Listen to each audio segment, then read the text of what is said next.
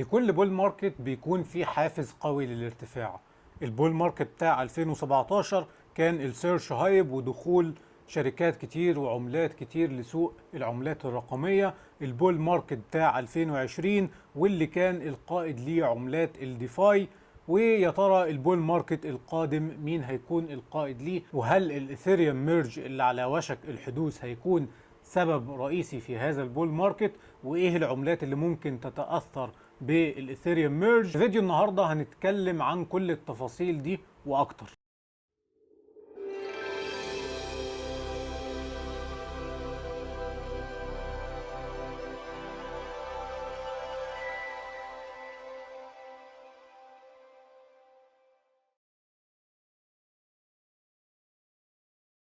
لو انت اول مره بتتابعني، انا دكتور شريف ابو رحاب من دكتور تريدنج اكاديمي، وهدفي اساعدك على فهم سوق الكريبتو بطريقه مبسطه وسهله وبسيطه. لو انت حابب ان انت تتعلم فعلا على اسس علميه صحيحه، تقدر تعمل دلوقتي سبسكرايب واشتراك في القناه وتفعل زر الجرس عشان يوصلك كل جديد. اخيرا وبعد طول انتظار، التحديث المتوقع للاثيريوم وانتقاله من البروف اوف وورك الى البروف اوف ستيك او ما يعرف باسم الميرج. خلينا نتكلم في عجاله كده عن الميرج وايه تاثيره على الاسواق. انتقال الاثيريوم من البروف اوف وورك الى البروف اوف ستيك معناه ان المسؤولين عن الكونفirmations للتحويلات، بدل ما كانوا بيستخدموا أجهزة التعدين وكانوا بيسموا الماينرز، دلوقتي هيستخدموا خاصية الستيكينج، ودلوقتي هيبقى اسمهم الفاليديتورز أو المحققين. وبالمناسبة دي تم تقديم موعد الميرج بتاع الاثيريوم من 19 سبتمبر الى 15 سبتمبر، وده لان الاختبار النهائي لشبكة الاثيريوم واللي كان بتاريخ 10 اغسطس تم على اكمل وجه. ولو اخدت بالك من التواريخ فاحنا بنتكلم في تاريخ 15 سبتمبر، يعني قريب شوية من التواريخ اللي احنا محددينها، تواريخ نهاية شهر سبتمبر وبداية شهر اكتوبر، اللي متوقعين يكون فيه حركة قوية على الاسواق.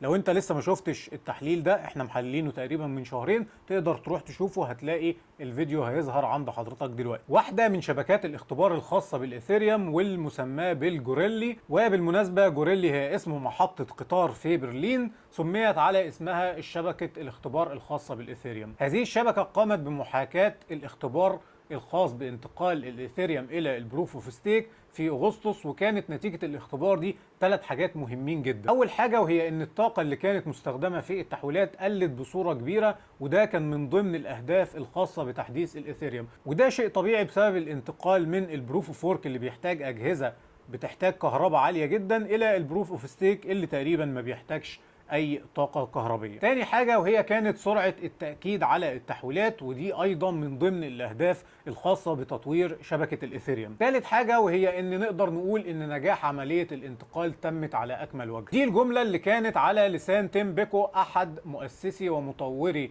شبكة الاثيريوم، واللي اتكلم وقال ان احنا من اول ما شغلنا الشبكة وعملنا الاختبار على شبكة الجوريلي كانت النتائج مبشرة جدا من اول ثواني، ولكن استمرينا في تشغيل الشبكة عشان نقدر نحدد ونشوف اذا كان في اي اعطال او اي مشاكل هتقابلنا ونقدر ان احنا نحلها. خلينا دلوقتي نحاول نقرا ما وراء الميرج وايه اللي هيسببه الميرج ده. نتيجة الميرج حاجتين مهمين جدا.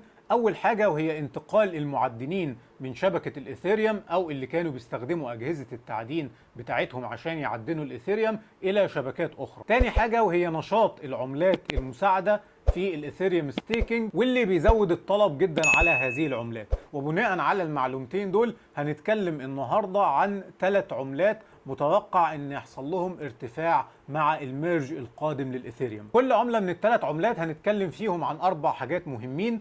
اول حاجه، ليه العمله ديت متوقع ان هي ترتفع مع الميرج الخاص بالاثيريوم. تاني حاجه، معلومات عن العمله. ثالث حاجه، عيوب هذه العمله. ورابع حاجه واهم حاجه هو تحليل الشارت الخاص بهذه العمله والمناطق اللي ننتظر عندها برايس اكشن ونحاول نشتري من عندها. وده مهم عشان حضرتك تقدر تتابع الشارت او تحلله بنفسك. ولو حضرتك عايز تريح دماغك تقدر تشترك حاليا في القناة الخاصة بالتوصيات على العملات الرقمية، هيظهر لحضرتك اسعار الاشتراك حاليا على الشاشة. اول عملة معانا النهاردة وهي عملة ال LDO، وزي ما قلت ان انتقال شبكة الاثيريوم من البروف اوف وورك الى البروف اوف ستيك ده هيتطلب الانتقال من استخدام اجهزة التعدين عشان يعمل كونفirmation للترانزاكشنز على شبكه الايثيريوم الى ما يعرف باسم الفاليديتورز. وخليني اقول لحضرتك انك عشان تبقى فاليديتور على شبكه الايثيريوم انت محتاج تعمل ستيكنج ل 32 قطعه من عمله الايثيريوم. يعني احنا بنتكلم بسعر النهارده تقريبا $60,000، حاجة طبعا صعبة على معظم الناس. فعشان كده هنا بيجي الحل بشبكة ال LDO أو الليدو داو، إنها تجمع الإيثيريوم من عدد كبير من الأشخاص اللي حابين يبقوا فاليديتورز على شبكة الإيثيريوم. خلينا ندي مثال، لو حضرتك مثلا معاك 2 إيثيريوم، أنا معايا 2 إيثيريوم، محمود معاه 2 إيثيريوم، هتجمع شبكة الليدو الإيثيريوم دي عشان تكون 32 عملة إيثيريوم ويشاركوا في الستيكنج كشخص واحد، وبيتم توزيع الارباح بعد كده بناء على اشتراك مجموع الاشخاص دي. وخليني اوضح لحضرتك نشاط الشبكه واقول لك ان عمله ال LDO قدرت تجمع ستيكنج بمقدار 4.5 مليون دولار من عمله الايثيريوم، وعلى العكس كان منصه كبيره زي منصه كوين بيز قدرت ان هي تجمع 1.5 مليون دولار فقط من عمله الايثيريوم. فده يقول لنا ان فعلا ال LDO عليها طلب، وخلينا نقول ان سعرها ارتفع 200% من اول ما تم الاعلان عن الميرج الخاص بالايثيريوم. عملة LDO في وقت تسجيل الفيديو حاليا سعرها 1.89 دولار بماركت كاب يقدر ب 850 مليون دولار. الماكسيمم سبلاي ليها 1 مليار عملة، والسيركيوليتنج سبلاي حاليا 31% من العملة بما يقدر ب 310 مليون عملة. والنقط دي مهمة جدا عشان هنستخدمها في انتقاد هذه العملة وإظهار بعض العيوب اللي فيها، واللي حضرتك لازم تاخد بالك منها قبل ما تفكر ان انت تستثمر في هذه العملة. خلينا نتكلم عن عيوب ال LDO. واول عيب لو كنت لاحظت ان الماكسيمم سبلاي ليها 1 مليار عملة، وده يعتبر كبير نسبيا، وطبعا كل ما يزيد عدد العملة قابلية ارتفاع سعرها بيقل. تاني حاجة وهي ان السيركيوليتنج سبلاي حاليا 31% فقط، يعني اقل من تلت عدد العملات متاح فقط للتداول. ده يخليك تاخد بالك ان لو تم ضخ عدد كبير من العملات احتمال كبير السعر يقل نتيجة زيادة العرض اللي هيبقى موجود وقتها. حاجة تانية مهمة واللي مش كتير بياخد باله منها وهي ان عدد المحافظ لعملة ال LDO 18600 محفظة، ولكن على العكس النشط منها هم 208 محفظة فقط. ده برضو يحط تساؤل ليه عدد المحافظ النشطة قليلة. الحاجة الرابعة واللي مهم جدا تعرفها ان اعلى 10 محافظ على عملة ال LDO بتمتلك 54% من العملات المتاحة للتداول. ده برضو يحط بعض علامات الاستفهام.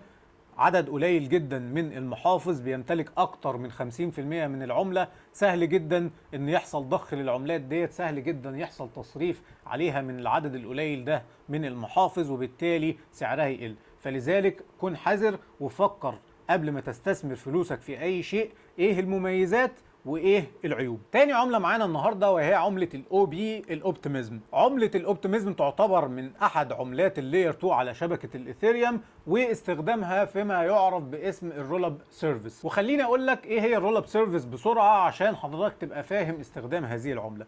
فايدة الرول اب سيرفيس هي حاجتين، ان هي تسرع عملية التحويل وان هي تقلل الجاز فيز. طبعا انت شايف ان دي ممكن تكون مميزات لهذه العملة، ولكن خليني اقول لحضرتك ان هذه المميزات ما هي الا سلاح ذو حدين من وجهة نظري، وهشرح لحضرتك ليه. والرول اب سيرفيس زي ما اتكلمنا هي اداة مساعدة. خلينا نقول ان طريقة عملها بكل بساطة ان هو بياخد التحويلات من شبكة الايثيريوم او الايثيريوم مين نت، الشبكة الرئيسية للايثيريوم، وبيعمل لها معالجة عشان تكون تحويلات بطريقة أسرع ويكون الجاز فيز بتاعتها أقل، وبعد كده بيرجعها مرة تانية على شبكة الإيثيريوم مين نت. عملة الأو بي وقت تسجيل الفيديو حاليا سعرها 1.19 دولار بماركت كاب يقدر ب 320 مليون دولار. للأسف العملة ملهاش ماكسيمم سبلاي، ودي هنتكلم عنها في العيوب. في 3 عيوب لعملة الاوبتيميزم انا شايفهم واضحين جدا. اول حاجة وهي ان مفيش ماكسيمم سبلاي للعملة ديت. تاني حاجة وزي ما اتكلمنا وقلنا ان وظيفة الرول اب سيرفيس لعملة الاوبتيميزم ان هي تسرع التحويلات وتقلل الجاز فيز. طيب ما هو الميرج اللي هيحصل للايثيريوم من البروف اوف وورك الى البروف اوف ستيك هدفه برضو ان هو يسرع التحويلات ويقلل الجاز فيز. فاعتقد هنا ممكن يبقى في تضارب ما بين الاوبتيميزم والايثيريوم، فعشان كده انا اعتقد ان الميزه ديت هتكون سلاح ذو حدين. والشيء بالشيء يذكر ان مطوري شبكه الايثيريوم بيعتقدوا ان الجاز فيز برضه هتفضل عاليه وان هيبقى برضه في كونجيشن على الشبكه، فهنا ممكن تستفيد عمله الاوبتيميزم. ثالث عيب واللي انا شايفه عيب كروشيال جدا في هذه الشبكه ان زي ما اتكلمنا ان الرول اب سيرفيس بياخد التحويلات من الشبكه الرئيسيه ويرجعها مره تانية بعد لما يعمل لها بروسيسنج. خليني اقول لك ان في عمليه الارجاع ديت على شبكه الاوبتيميزم وصلت المده لاسبوع، يعني اللي وفرناه كمده في التحويلات زودنا عليها اكتر عشان نرجعه للمين نت مره تانية. ولكن مطوري الشبكه حاليا بيتكلموا ان احنا بنحاول نحل هذه المشكله. لذلك كل العيوب دي حضرتك لازم تبقى حاططها في الحسبان قبل ما تقرر تستثمر في عمله الاوبتيميزم. ثالث عمله معانا النهارده وهي عمله الايثيريوم كلاسيك الغنيه عن التعريف، واللي ما يعرفش في عمله الايثيريوم كلاسيك كانت نتيجه هارد فورك حصل للايثيريوم في عام 2016، وخلينا نقول ان هي بتشترك مع الايثيريوم في انها شبكه بروف اوف وورك، بمعنى ان المعدنين ايضا بيستخدموا اجهزه التعدين عشان يعملوا كونفirmation للترانزاكشن. وهنا نخلي بالنا من النقطه دي كويس جدا، لان توقف عمل شبكه الايثيريوم على البروف اوف وورك ده هيعطي الفرصه للايثيريوم كلاسيك ان اجهزه التعدين المستخدمه على شبكه الايثيريوم هتنتقل الى شبكه الايثيريوم كلاسيك. ومن هنا بيجي اهتمام الناس بالايثيريوم كلاسيك. وخليني اقول لحضرتك ان سعر الايثيريوم كلاسيك ارتفع باكتر من 200% من لما تم الاعلان عن الميرج الخاص بالايثيريوم. الايثيريوم كلاسيك سعره حاليا وقت تسجيل الفيديو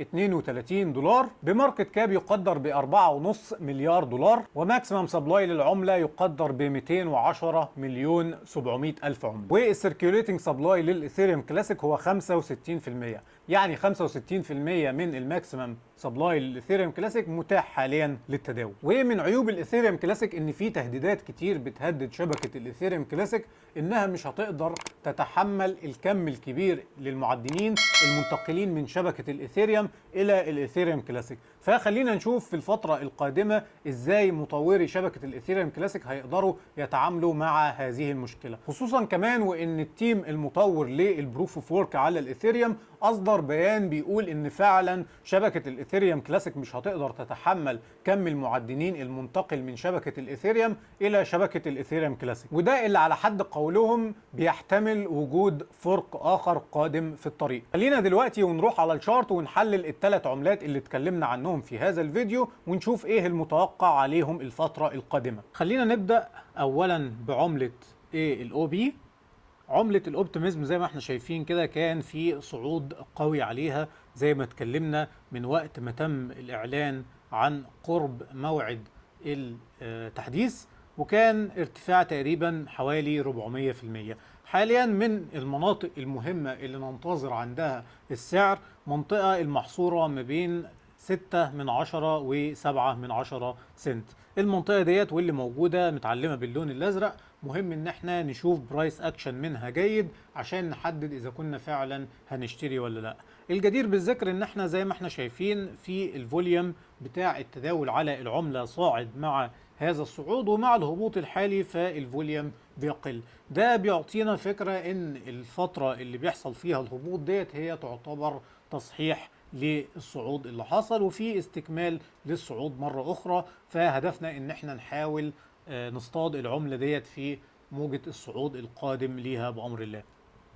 طيب تاني عملة معانا وهي عملة ال LDO. زي ما احنا شايفين للي عنده خبرة في التحليل الموجي ففي 5 موجات مكتملين انتهوا بما يعرف بالاندنج دايجونال او القطرية الخلفية، وحاليا في هبوط زي ما حددنا بأمر الله ان كان في هبوط بداية من يوم 13 زي ما احنا شايفين على الشارت كده. خلينا نحط اليوم اللي اتكلمنا عنه.